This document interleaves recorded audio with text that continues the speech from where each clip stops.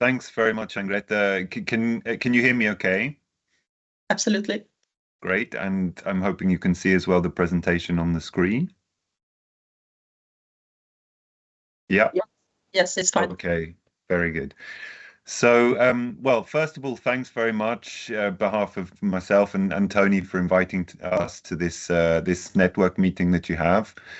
Yeah, it's a real privilege to be here to see the kind of network building that you guys are doing at a national level in practice. As I'll explain a little bit later in the presentation, that's something we're really keen to promote and to support wherever we can. It's an important element of building capacity for food safety communications in the member states, in Norway, Iceland, and other countries surrounding the EU.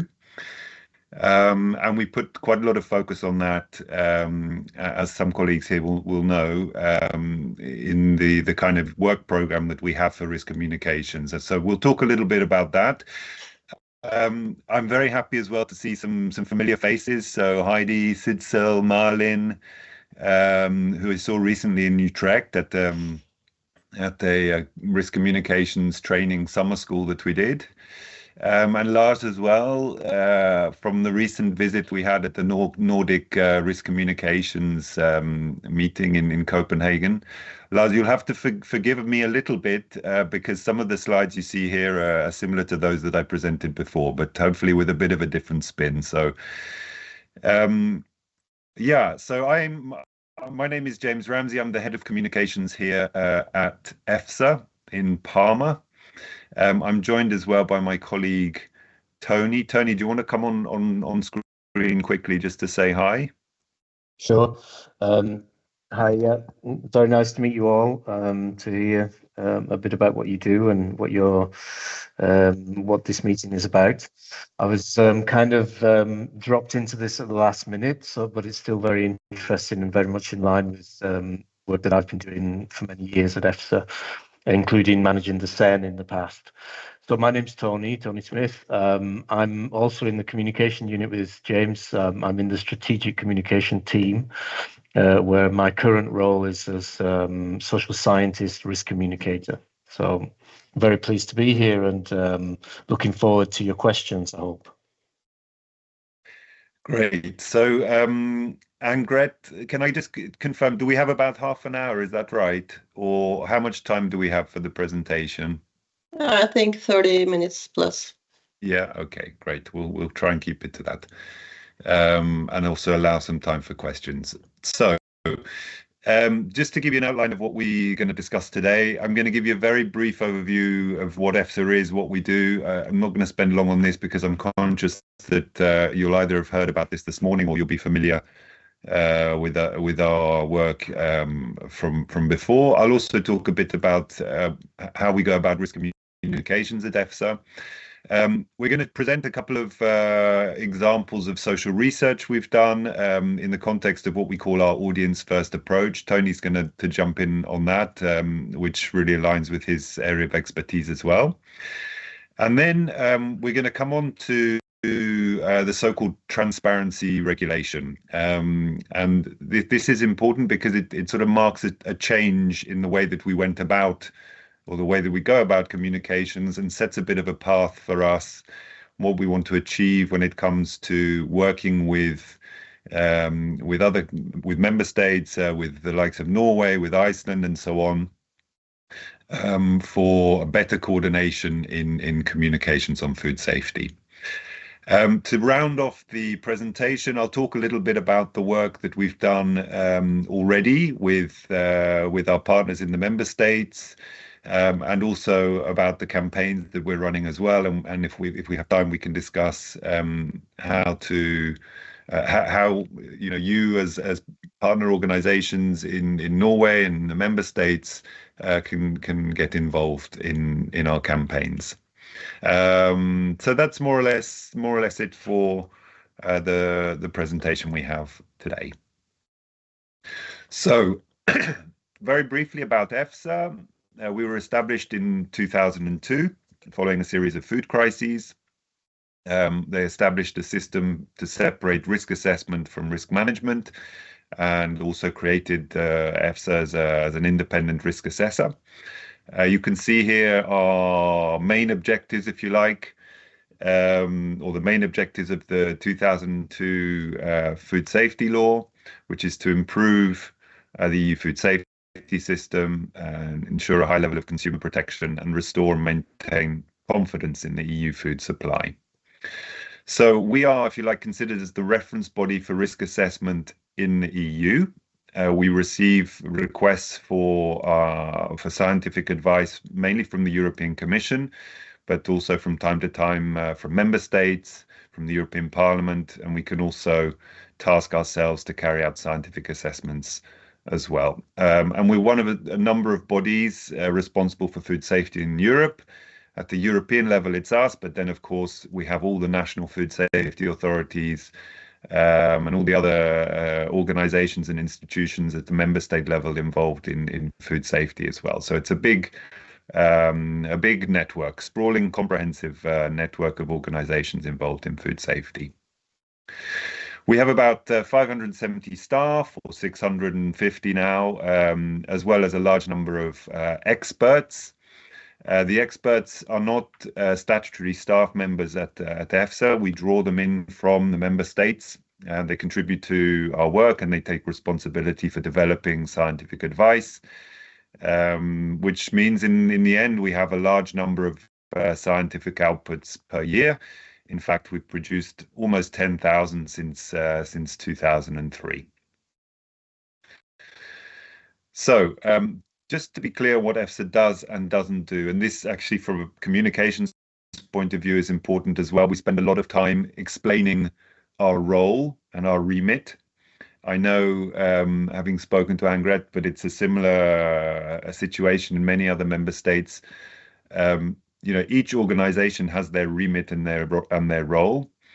So there isn't a sort of harmonized system in terms of the way we're set up, and at EFSA it's no different. So we are the independent risk assessors who provide scientific advice to support risk managers and policymakers with the decisions they take about food and feed safety. So we provide advice, scientific advice. We do risk communication, and we're also responsible for promoting scientific cooperation in risk assessment as well. The things we don't do, but where our role is often confused, is in developing food safety policies and legislation. So this is very much with the risk managers. We don't adopt regulations, we don't authorize new products, and we don't carry out food safety inspections or enforce food safety legislation. Okay, so that's in a nutshell what EFSA does, what we don't do, how we're set up. One important point to mention is that we have a dual mandate. So scientific risk assessment is obviously very important. It's a core part of our business, but so is risk communication. So written into this legislation, the EU food law, is a requirement for us to communicate about food and feed safety advice. So we're meant to do this with our partners, which would include, let's say, institutional organizations, our stakeholders, which are varied, civil society organizations, industry associations, environmental NGOs, etc., and then, of course, the public. And we're meant to do this in a clear and accessible way. So we're going to try something here, give a bit of interactivity to our presentation this morning. If you have got a phone handy, or you have access to your laptop, the browser on your laptop, I would encourage you quickly to go to this slide here. So if you type in menti.com or use the QR code and enter that code, you should come up with it should take you to a Menti survey. And I'm just going to launch that quickly now. So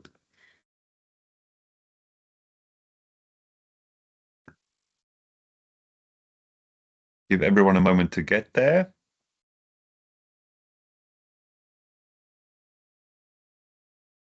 And then we're going to ask you a question here about your target audiences.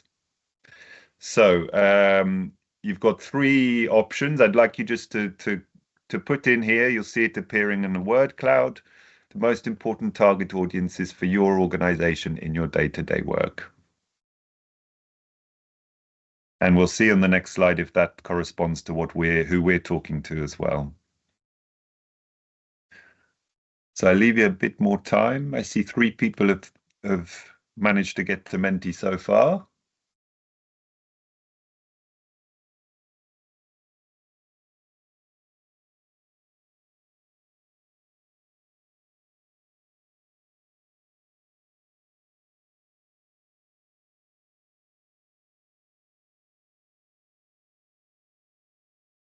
Very good. Okay, we'll maybe pause it there. I see food industry actually comes out quite prominently in this. Now you have decision makers there as well.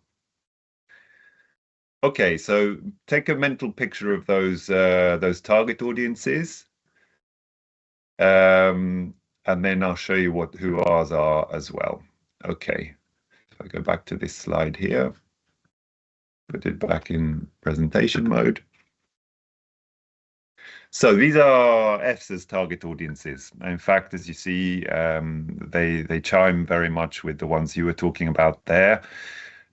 We have risk managers, policymakers, risk assessors, or the scientific community, partners, by which, as I said before, we mean institutions at the European and national level, the media, stakeholders, and of course, the general public as well. So you can see, I mean, whether it's in Norway or at the European level, we're communicating with many of the same groups. Now, when it comes to risk communications, we have various tools at our disposal for reaching our target audiences. I won't go through all of these here, but you know, it gives you an idea of the channels that we're working with. So we have various multimedia channels that we use, including videos, data visualizations. The website for us is probably the most relevant or important communication tool. It's often the first place people come to find out about who we are. We have quite an active media relations team. So we're dealing with several thousand media inquiries every year, and there's many thousand articles covering the work that we do across the whole of Europe, of course. We're active on social media. In fact, well, we've listed X or Twitter here, but it seems likely that we will pause our activity on X in the coming days. So we'll let you know about that as and when the time comes. And then we have the EFSA journal, which is our main scientific journal where we publish all of our scientific advice, and of course the work that we do in conferences, meetings, events, and so on with the scientific community. So these, in a nutshell, these are the type of channels we're using to reach our audiences. This is an example, a screenshot of our journal. It's public access, open access. You can find it very easily if you Google the EFSA journal, or if you look on our website. As I say, we publish all of our scientific opinions here, and for us this is our primary source or our primary tool for risk communications. Then we have the EFSA website, where you can find lots of information about our work, all the news items we publish, as well as different resources, topic pages, and information specific for applicants, industry, stakeholders, and so on. And then, as I said, we're active also on social media. So that gives you an overview now of you know, who we are, how we communicate. I'm going to pass to Tony for this bit, who's going to talk to you a little bit about the social research we do and the approach we take to planning communications as well. So Tony, over to you. Thanks very much, James. I hope everybody can hear me okay. So how does social research fit into that picture that James has just presented to you. Well, being a scientific organisation like EFSA, we haven't always had a dedicated, let's say, function, social science function, but as a scientific organisation, we've understood more and more over time that science can also help us to do more effective, more efficient, more impactful communications as well. And social research in particular is so important because in the end, you need to understand your audiences to be able to communicate with them effectively. So this is why what we call this audience first approach. It seems kind of obvious that you would take into account your audiences before everything else, but maybe it hasn't always been the case. So at least for the last 5-6 years, very much this has been our focus, is to make sure that we try as much as possible to focus on audience first of all. So how do we use the social research? Well, to understand the audiences, we use them in these two, let's say, broad streams. So a more strategic one where we take into account different insights from social research, but also from other areas as well, such as media analysis, social media listening, also web traffic and institutional relations as well. So we use insights from all those things in our planning to look at the work ahead that we have, the scientific assessments that EFSA is involved in, and to determine whether or not some kind of communication support is needed. So we use all those insights to plan those things early on in the process, very early on. Then we also have these more targeted tools at our disposal where we can really drill down into a topic.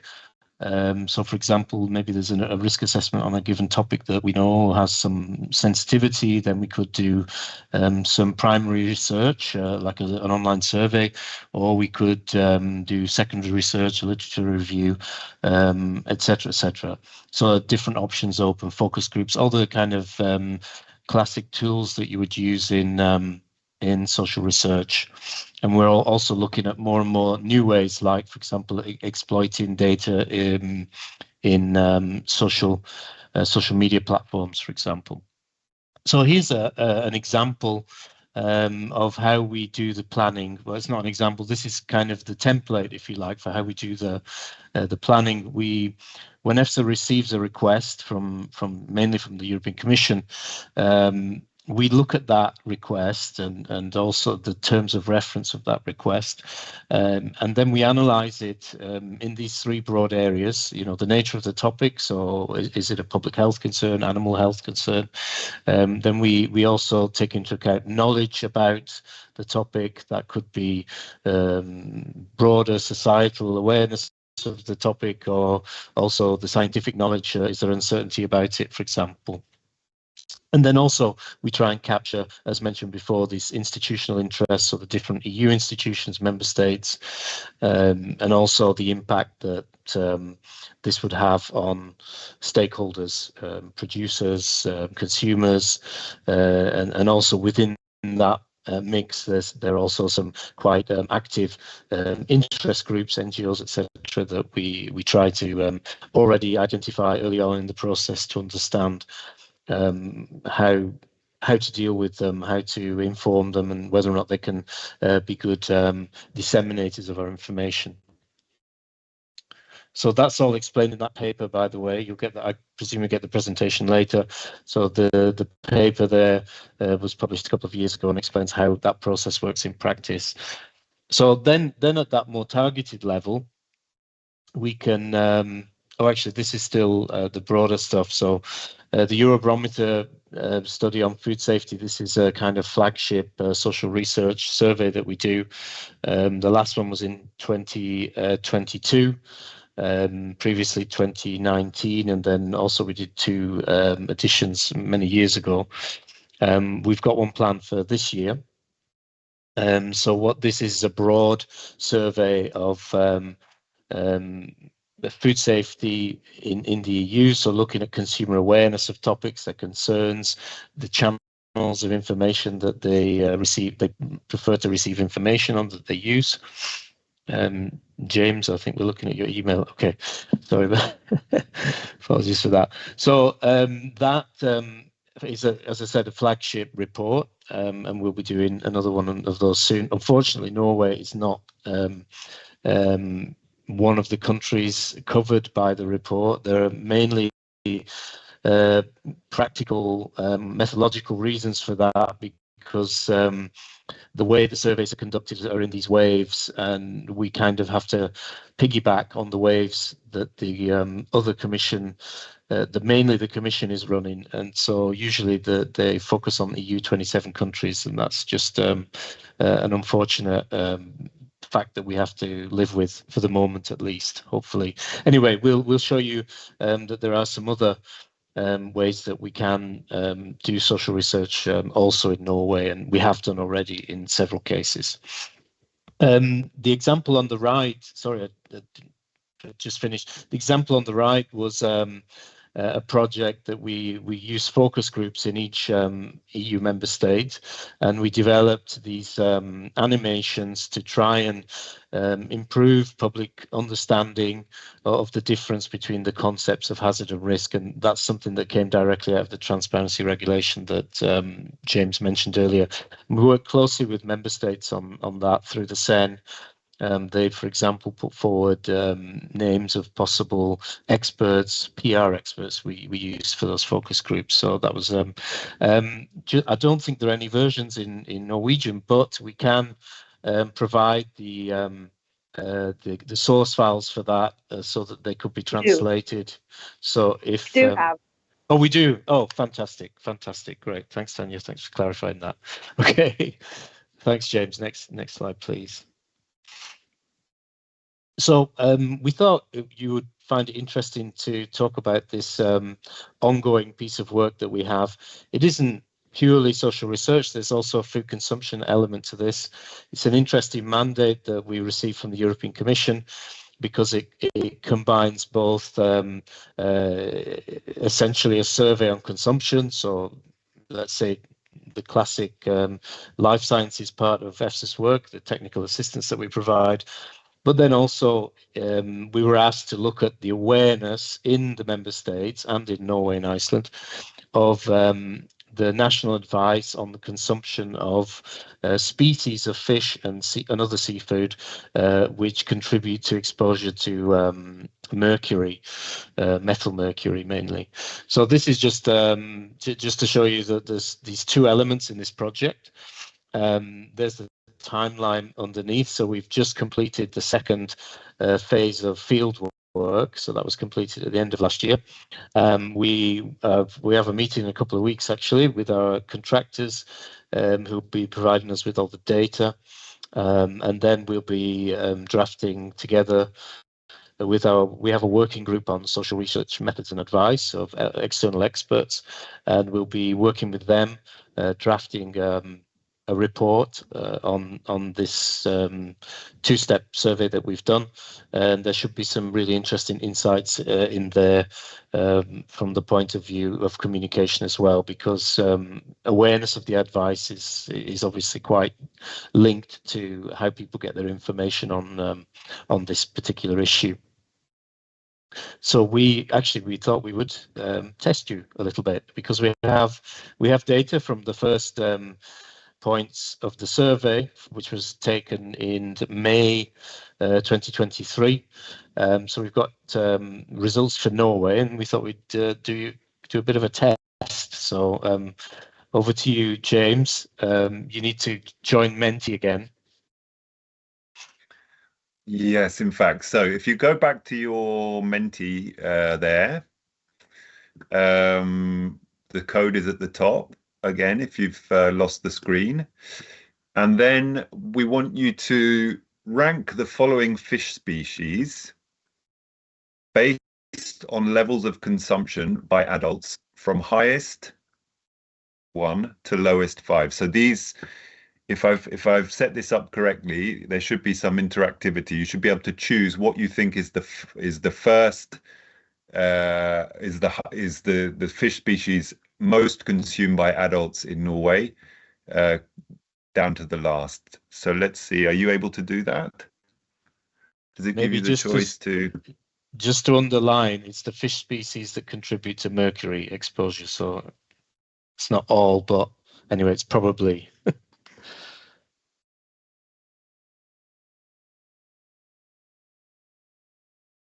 Okay. Salmon's coming out on top, followed by cod and crustaceans. Very good. Okay, that's the first one. I'm just going to take a screenshot of that so remember what it is. And then we're going to ask you the next question. So choose the source of information that was most likely to influence change in fish consumption of adolescents in Norway in the last year. Okay, so along the bottom you have a number of different information sources.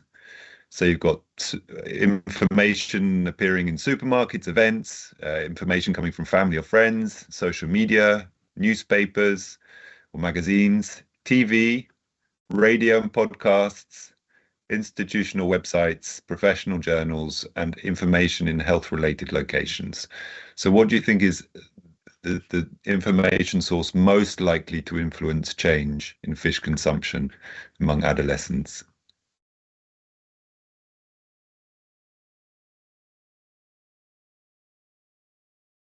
Okay, that's really interesting. So we'll go off. Well, Tony will present the results to you now. Interesting to see. Look, no one yet has chosen TV, but I'll leave Tony to talk more about that. Okay. So going back to the results now. Bear with me one sec.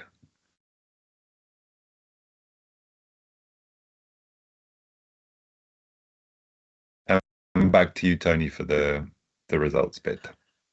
Okay, thanks, James.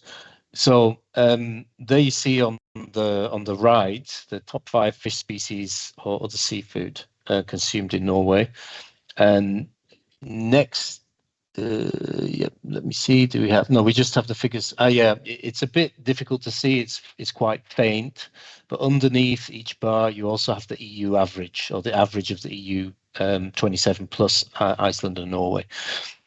So the question was for adults, and so the results from our survey showed that salmon was the most consumed fish species, followed by crustaceans, trout, cod/poor cod, and I don't even know how you pronounce that, saithe and coalfish. So how does that compare with our results? Familiar, James? So salmon was correct, but not cod second. It was crustaceans were second, and trout was third. So you're almost. So you did pretty well on that one. Yeah, I think mainly it's just the overestimation of the cod consumption. Okay, so that's what you. Sorry, if you just go back a slide, James. Sorry. Yeah, on the left there, we won't go into great detail about that, but just to show you, those are the results, categorizing the different fish species by the maximum levels of mercury or methyl mercury that are permitted in those species. And just interestingly, we noticed before that in Norway, at least, where you have quite high fish consumption, mainly the highest consumption is in the where people are having 3 or more times per week serving is in the lower maximum, where the maximum levels are lower. So if you like, the exposure to mercury should be kept at least a bit lower in this case, which is good to see, no? Okay, on this second slide, we also have a lot of information. So there on the left, we've got a table indicating the different sources of information that people used. So these are people that changed their fish consumption. So it's not all people, it's people who changed their fish consumption in the last year. And what we see is, so we asked about adolescents, so adolescents in the first column, and the main, very interesting, the source of information that received the highest percentage in Norway was events, so lectures, seminars, workshops, and conferences. So quite interesting to note that younger people seem to be getting information from those types of sources, also from television, which is quite common across the EU and broader EEA area. But let me see. Yes, and actually, I wanted to say about the events that's much higher in Norway than the EU average. So for the EU, Norway, Iceland average, it was quite a bit lower than that, around 40% for adolescents receiving their information there. But actually, social media, at least for this group of people who changed their consumption, was quite low. It was reported as the source of information by only 29% of the respondents in this age group, compared to a much higher EU average of around 50%, over 50% actually.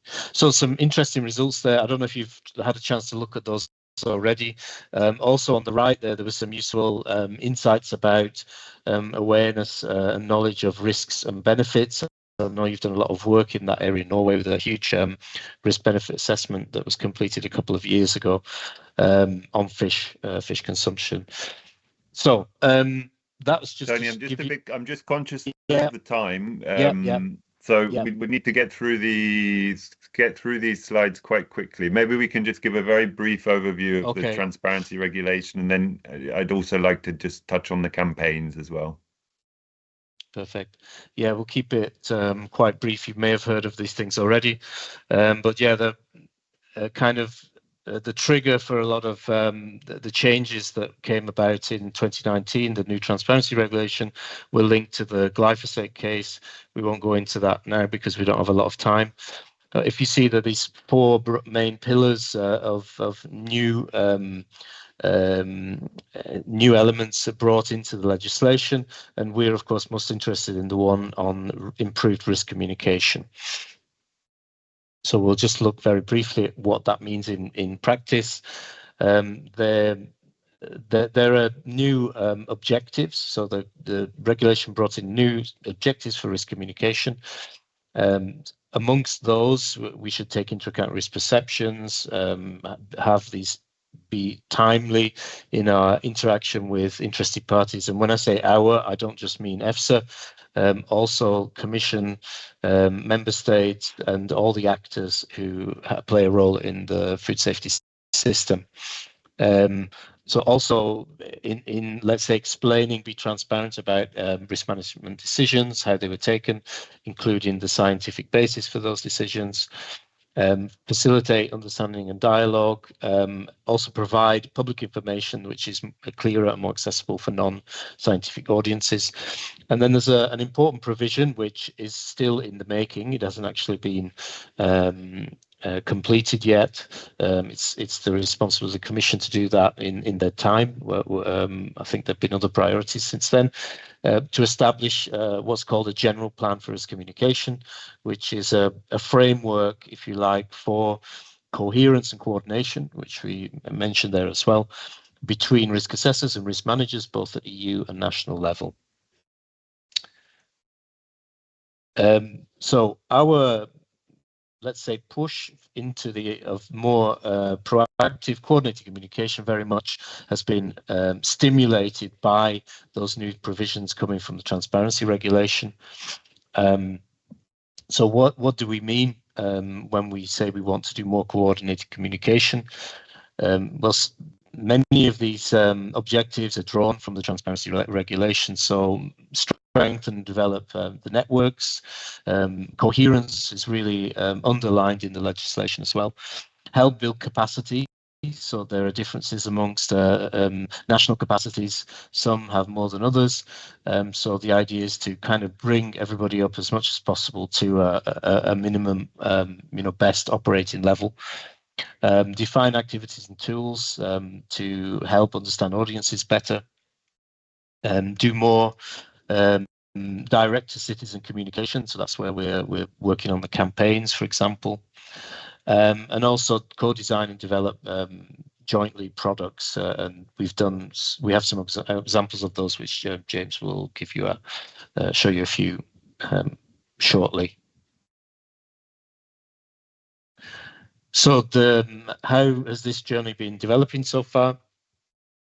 On the capacity side of things, a couple of the participants today have mentioned that they are member state communication coordinators. So this is an activity EFSA's been promoting and investing in to try and let's say bring up those capacities so everybody's at a similar level. The joint research activities, so surveys such as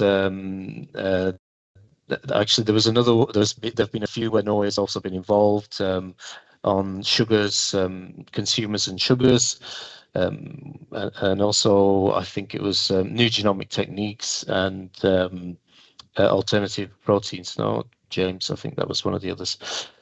So we've managed to incorporate Norway, I think, increasingly. So in the last couple of years, we've managed to bring in Norway within those social research activities more. So the joint products we mentioned and the joint campaign.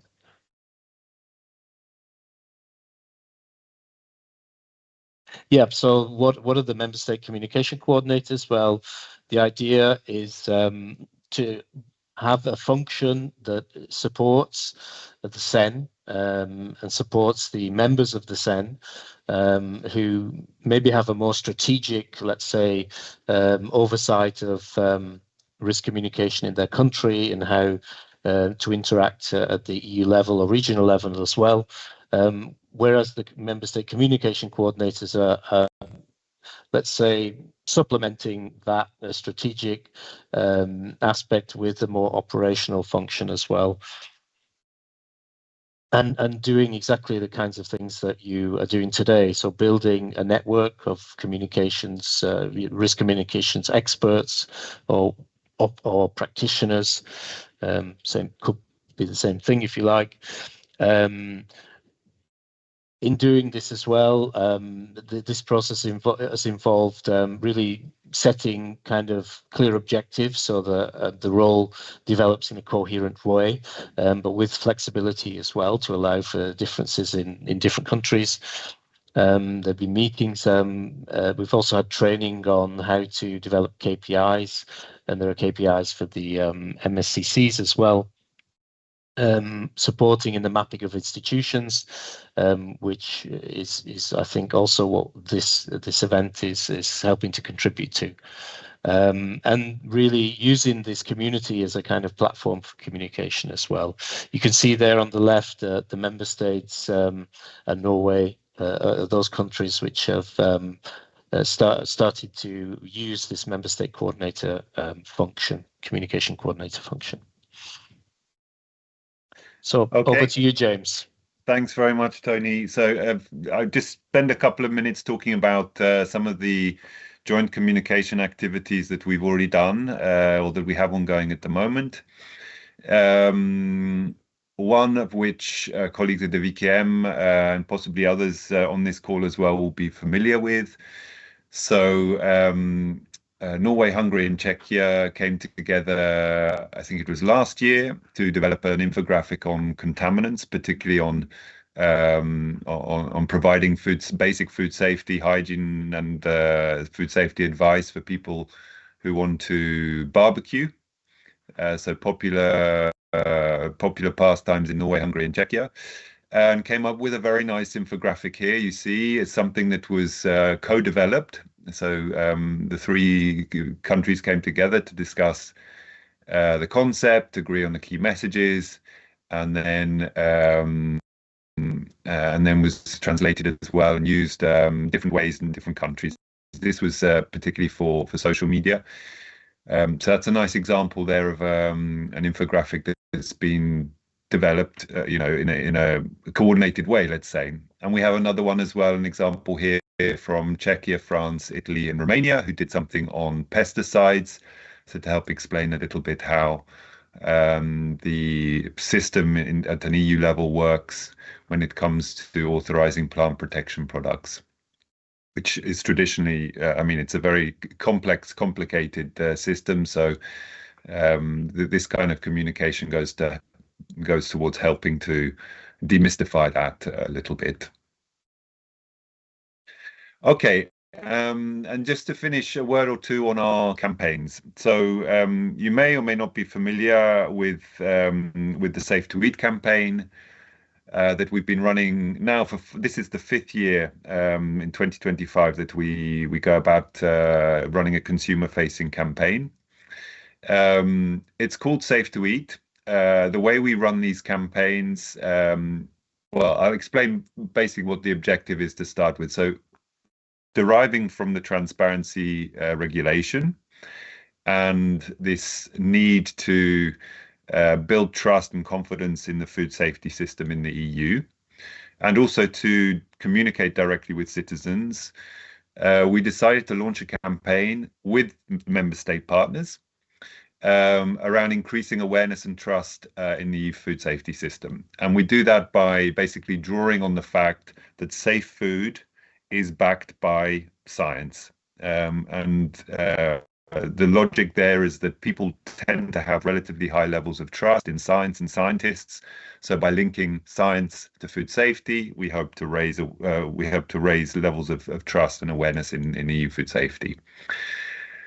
The target audience is between 25 and 45-year-old citizens, let's say. And in last year, we had a particular focus on young people. We've grown and grown. So we went from 16 participating countries in 2023. This year, we've gone up to 21.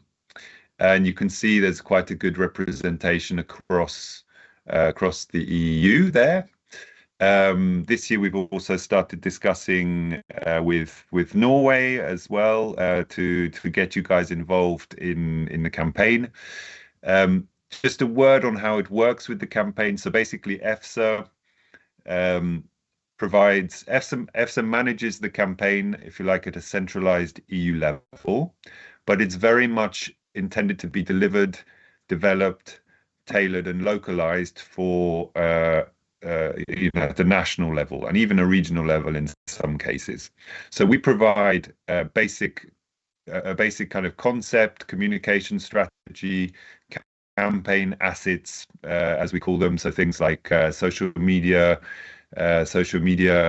products, press releases, videos, other communication materials, which we then make available to the member states to be translated and localized for their own national campaigns. We provide the budget for the campaign, the whole budget. So excuse me. So member states are not expected to make a financial contribution at all. There is obviously a commitment or an effort that's required from the member states in terms of providing someone to coordinate the campaign at the national level. But they have support for that as well, depending on the extent to which they want to get involved with the campaign. We're able to provide them with access to a PR agency or a communications consultancy in their own country, who will work with them to develop campaign concepts and deliver the campaign. So we do all sorts of different activities, from paid for activities. So we have a budget for example, digital and social media advertising. We help to organize stakeholder events, so bringing stakeholders together at the national level. We carry out lots of media relations work and publicity and promotion activities, resulting in coverage in newspapers, online, on the television. And so there's a whole range of different activities that you can get involved with. But the important thing to remember, as I said, is it's, those activities are decided on at a national level. So you have control over how you run your campaign in your own country. Okay, so that's an example of the Safe to Eat campaign. If you stick that hashtag into your browser, into Google, you'll find, it will take you to our campaign website. You can see the kind of things that we're doing, the different topics we're talking about, and other background information on the campaign. That's an example of a consumer-oriented campaign. We also run campaigns on, if you like, on a more sort of specific or technical basis as well. So we have a campaign running at the moment on plant health. The idea here is to raise awareness of the connection between plant health and the lives of European citizens. We do this because we know that levels of awareness about plant risk, levels of risk perception are low, tend to be low, despite the fact that plant health risks can carry very significant consequences when it comes to economy, trade, societal issues, and so on. So we received a request from the European Commission to carry out a campaign on this subject, and we use the same model that I just described before. So these are a couple of examples of campaigns we run. I'm going to stop there. I see Angred coming on the screen. I know we've gone a bit over our time, but I'd be very happy to answer any questions. We're keen to involve Norway and the other member states here as well in the campaigns wherever we can. So if you have any questions, let us know either in this call or you can reach out to us afterwards. No problem. And I'll stop there, Angred. Yeah, thanks a lot. Very interesting. We should have had at least 30 minutes more, but maybe we can invite you back to tell us more about the campaigns if that's the interest for it. I think I'll leave it to Tanya, which I forgot to introduce earlier on. I'm very sorry, Tanya. This really is yours. I'm Tanya Samuelson Christensen, and I work with the website and social media, and I'm the admin for SharePoint and Teams here, and I work as the MSCC here in Norway, which means I am the communication coordinator for EFSA here in Norway. Now, as you've already heard, we have a thin line to walk. We need to not overstep our mandate. So we are not risk managers. We are risk assessors. And we work on publishing our reports and our findings in different ways and promoting that. And then for EFSA, we basically try to get all of the messages that we get from EFSA for social media and our website and translate it and get it out there to the public. But we see, since we're beyond the pilot stage of this communication coordinator role, we see that we need to build this network and find a way to amplify the message through our counterparts. And I'm very motivated by the work that I've seen that is done at the Communications Expert Networks meetings. It's very inspiring, and I think there's a lot of good work being done in EFSA, and it's very much a lift to us. We are only 2 people here at VKM, and I realize that many of you people in the audience are, part of large communication departments that you do some really great work. I've seen what you've got out on websites and social media, and so again, it's a privilege to be part of this communications community. But we're really lacking in working together, and that's where we want to go. We already had a meeting with Andrea and Eliana earlier about how we can help the Norwegian Food Safety Authority be able to use some of these materials and resources that EFSA has. And that's basically our goal with any organization that could have a benefit of using these resources, and also getting in touch with you, James, and Barbara, and Tony, and the whole team in terms of seeing what kinds of materials can be developed, or what can we do to help spread the good word about the work that's been done there. So Jeg ser Andrea har en hånd oppe. yeah,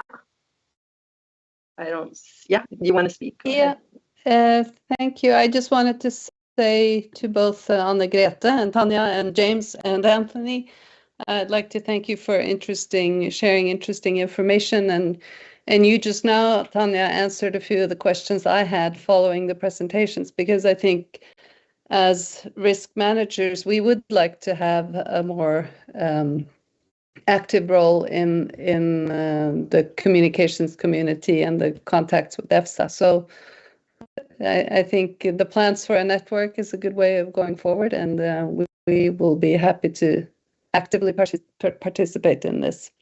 And I did also have a question for James and Anthony when it comes to risk communications and research. I wonder if you have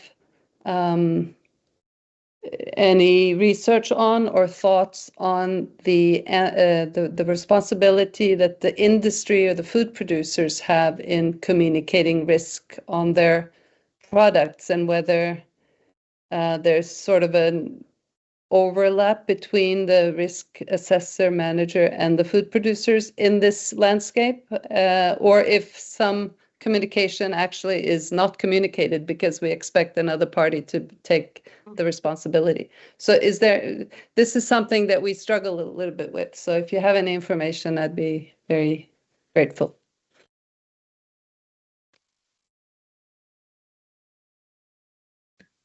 You want me to take that one, James?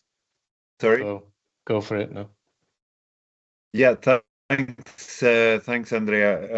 It's a really interesting question. It reminds me of conversations we've had actually in the context of the campaign, where we're developing key messages, and some of our campaign partners are a little reluctant to get on board with messages like, we are ensuring food safety, we guarantee food safety, and these kinds of things, because they say that is really primarily the responsibility of the food producer, the industry. It's not always clear cut. I mean, clearly, in an ideal system, I think we would be reinforcing each other's messages.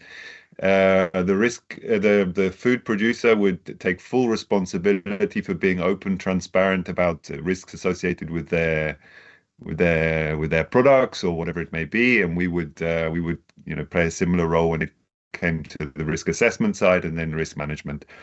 But I don't think we have any hard and fast solutions, things to pull out the bag for that. I think we probably all face a similar kind of experience. At least for EFSA, we're probably one step removed from that immediate discussion, because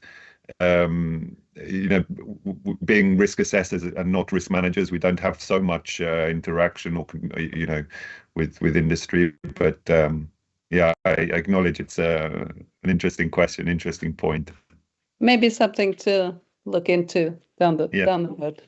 Thank you.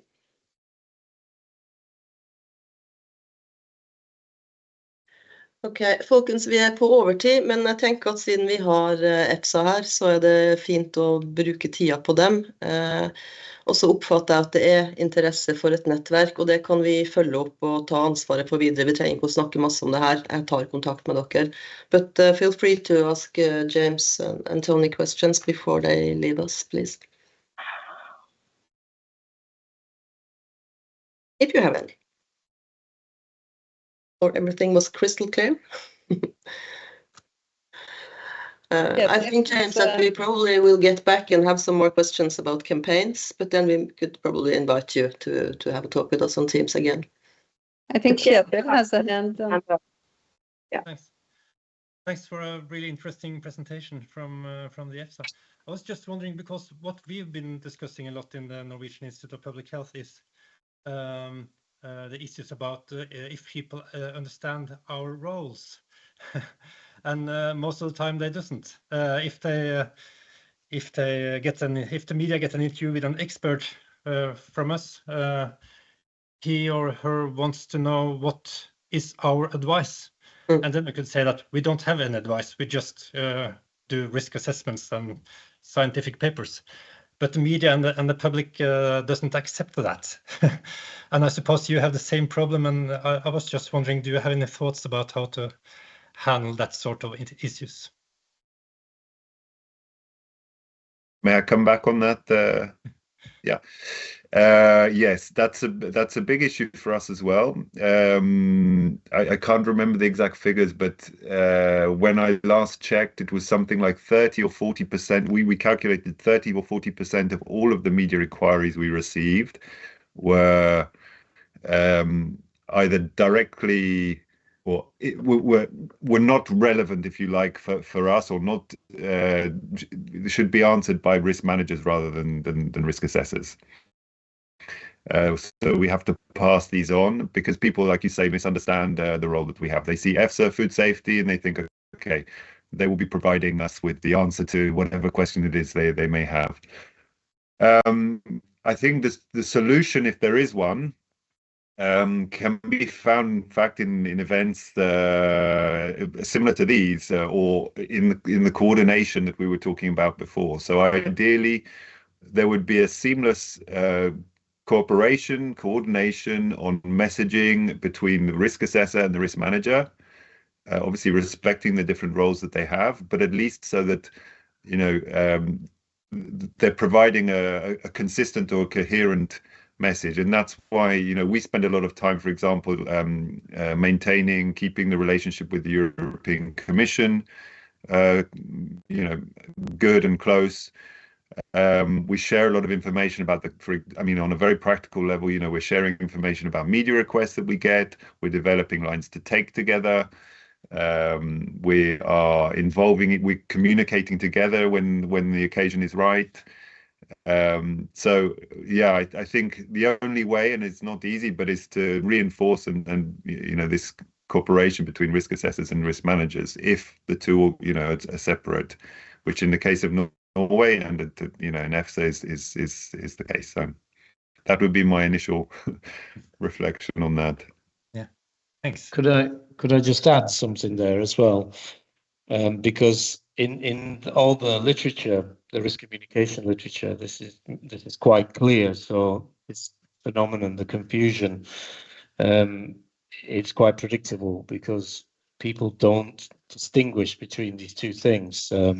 Who makes decisions and who provides the scientific support for those decisions. It's not considered separate, it's considered part of the same thing. At least in a broad sense. Of course, we have specialists who have a stake in the system, who will have better knowledge of this. But even there, people will still get confused. So yeah, I think what James said is it can't be completely separate. There needs to be this link, because that's what all citizens expect. You know, they don't want to just hear what's the likelihood of a risk of something. They all want, if we say there's a likelihood of a risk of something, then they also want to know what can be done about it. You know, are they at risk? What can they do to avoid that risk? Who's going to make sure that they don't face that risk?